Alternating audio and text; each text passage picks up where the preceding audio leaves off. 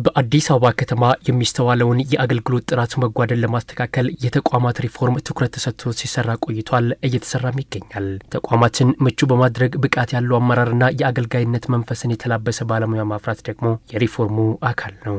የከተማ አስተዳደሩ የቴክኒክና ባህሪ ብቃት ፈተና ለአመራሮች ለባለሙያዎችና ለሰራተኞች እንዲሰጡ ለአዲስ አበባ ዩኒቨርሲቲና ለኮተቤ የትምህርት ዩኒቨርሲቲ በሰጠው ኃላፊነት ዛሬ በተያዘው የጊዜ ሰሌዳ መሰረት 15592 ሰራተኞች ፈተናውን በአግባቡ ወስደው እንዲያጠናቅቁ ሆኗል። ፈተናውንና የፈተናውን ሂደት አስመልክቶ ኤኤምኤን አዲስ ቴሌቪዥን በተለያዩ የፈተና ጣቢያዎች በመገኘት ቅኝት ያደረገ ሲሆን ፈተናው ሚዛናዊ የሆነና ከሰራተኛው አሁናዊ ስራ ጋር ቀጥተኛ ግንኙነት ያለው መሆኑን ከተፈታኞች መረዳት ችሏል።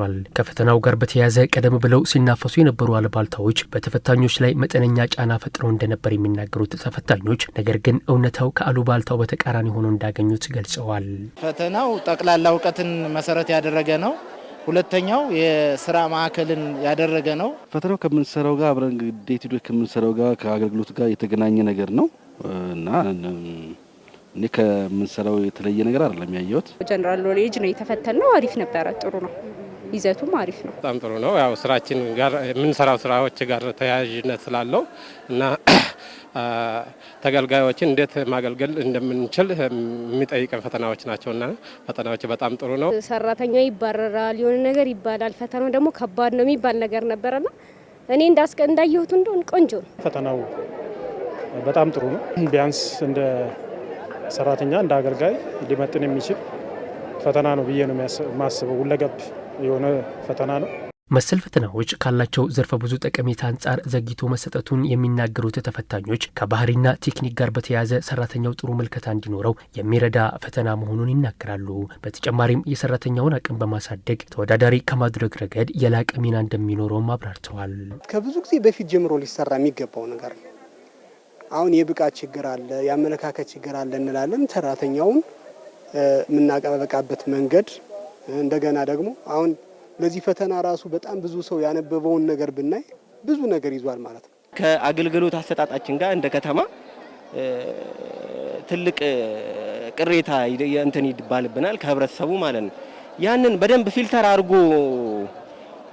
ህብረተሰቡን በቅንነት ለማገልገል እንደዚህ አይነት ፈተናዎች በጣም መልካም አጋጣሚ ይፈጥራሉ ማለት ነው። ብዙ ሰራተኞች አቂም እያሉ ጥሩ ምዘና ላይ ያሉ ጥሩ ፐርፎርማንስ ላይ ያሉ ኢቭን የትምህርት ደረጃ ራሱ አሻሽሎ በዘመናት ብዙ ተደብቀው ያሉ ሰራተኞች በዚህ አጋጣሚ በእውቀት በችሎታ በክሎት ወደፊት ይመጣሉ ብዬ ነው የማምነው። በተለይም በአገልግሎት ዘርፍ የሚነሱ ችግሮችን ከመቅረፍ አንጻር የላቀ ሚና ያለው ፈተና መሆኑን የሚጠቁሙት ተፈታኞች በተጨማሪም ሰራተኛው በስነ ምግባር ረገድ ያለውን አቋም እንዲመዝን ይረዳል ብለዋል። በሌላ በኩል የከተማ አስተዳደሩ የሚሰጣቸው አገልግሎቶች የነዋሪውን ፍላጎት ያሟሉ ይሆኑ ዘንድ እያከናወነ ያለው ሪፎርምን የሚደግፍ ፈተና ስለመሆኑም ጠቁመዋል። ከዚህ በበለጠ ተገልጋዮችን እንድንረዳቸው የሚያስችለን ፈተና ነው ዛሬ የተፈተን ነው። ብዙ የተለመዱ ሪፎርሞች አሉ። አሁን እንደ አገር አቀፍም እንደ አገራችን ብዙ ተቋማት ላይ ተሞክሮዎች አሉ። ይሄም ደግሞ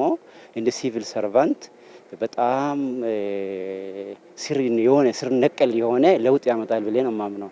አገልግሎትን እንዴት መስጠት እንዳለብንና ከሌብነት ብልሹ አሰራር ነጻ በሆነ መንገድ አገልግሎት መሰጠት እንዳለበት ለማመላከት አንድ እሱ ነው። መሰል የሰራተኛውን አቅም የሚመዝኑና የሚያጎለብቱ ፈተናዎች በቀጣይም በተጠናከረ መልኩ ሊቀጥል እንደሚገባ ተመላክቷል። በተወሰነ ታይም ኢንተርቫል ሰራተኞችን እንደዚህ አይነት የሙያ ምዘናዎች እንደዚህ አይነት ፈተናዎች ብናደርግ ለአገር የሚጠቅም ነገር ነው ብዬ ነው የምገምተው። እንግዲህ እንደዚህ አይነት ነገሮች መቀጠል አለባቸው። ኢቭን በየአመቱ ራሱ ቢሆን ሰራተኛው ራሱን በየጊዜው አብዴት እያደረገ በትክክልም አብሬ እየሄድኩ ነው ወይ፣ ለከተማዋ እድገት የሚመጥን አገልግሎት የመስጠት ብቃቱ አለኝ ወይ እያለ ራሱን እየገመገመ እንዲሄድ በጣም የሚያግዝ ነገር ነው። ፈተናው በተያዘለት መርሃ ግብር መሰረት መከናወኑንና በፈተናው ሂደት ምንም አይነት ችግር አለማጋጠሙን ይልቁንም በከፍተኛ ስነ ምግባር መከናወኑን የተናገሩት ደግሞ በተለያዩ የፈተና ጣቢያዎች በተለያዩ ኃላፊነቶች ሲያገለግሉ የነበሩ አካላት ናቸው። ጠዋት ከ1 ሰዓት ጀምሮ ነበር የተሰለፉት። ተፈትሾ ገቡና ከዛ እኛም በስርዓቱ ገብተን ፈትነን በሰላም ጨርሰን የወጣን ነው። እኔ ሱፐርቫይዝ በማድረግባቸው ክፍሎች ያየሁት ነገር በጣም ጥሩ ነው። የተፈታኞቹም ዲሲፕሊን ጥሩ ነበር። ሰዓት አጠቃቀሙም ጥሩ ነበር። የፈተና ስርጭቱም ህትመቱም ጥሩ የነበረበት የፈተና አሰጣጥ እንደነበረ ነው የታዘብኩት። ፈተናው ጠዋት 1:00 አካባቢ ሲሆን ሁሉም ሰው እዚህ ግቢ የገባ። ከዛ በኋላ ሂደቱ በተዘጋጀው እቅድ መሰረት ምንም ሳይቆራረጥ በደንብ ነው በስነ ስርዓት ነው በቃ ፈተናው ተፈተነ።